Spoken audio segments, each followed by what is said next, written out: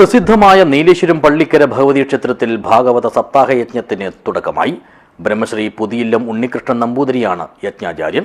സമാരംഭത്തിൽ തന്നെ നിരവധി വിശ്വാസികൾ സംബന്ധിച്ചു.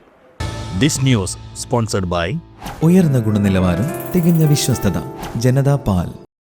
ബ്രഹ്മശ്രീ പുതിയില്ലം ഉണ്ണികൃഷ്ണൻ നമ്പൂതിരി ആചാര്യനായാണ് നീലേശ്വരം പള്ളിക്കര ഭഗവതി ക്ഷേത്രത്തിൽ ഭാഗവത സപ്താഹയജ്ഞം നടത്തുന്നത്.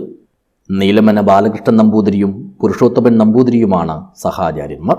ആചാര്യനെയും സഹാചാര്യനെയും പള്ളിക്കര റെയിൽവേ ഗേറ്റ് പരിസരത്തു നിന്നും പൂർണ്ണ കുംഭത്തോടെ വരവേറ്റാണ് ക്ഷേത്രത്തിലെ യജ്ഞവേദിയിലെത്തിച്ചത്. തുടർന്ന് ക്ഷേത്രം മേൽശാന്തി പുതിയില്ലം ശ്രീകുമാർ നമ്പൂതിരി യജ്ഞശാലയിൽ ഭദ്രദീപം തെളിയിച്ചു. ശേഷം ക്ഷേത്രം trustee board chairman Maniyeri Kunhikrishnan Nair സപ്താഹം ഉദ്ഘാടനം ചെയ്തു. പ്രൊഫസർ മുരളീധരൻ നമ്പ്യാർ ചടങ്ങിൽ അധ്യക്ഷനായി. മാതൃസമിതി president KT Usha, Kunhikannan master എന്നിവർ സംസാരിച്ചു. നളിനി രാജീവൻ സ്വാഗതവും സപ്താഹ കമ്മിറ്റി ട്രഷറർ പ്രേമചന്ദ്രൻ നന്ദിയും പറഞ്ഞു. 27-നാണ് സപ്താഹ യജ്ഞത്തിന്റെ സമാപനം.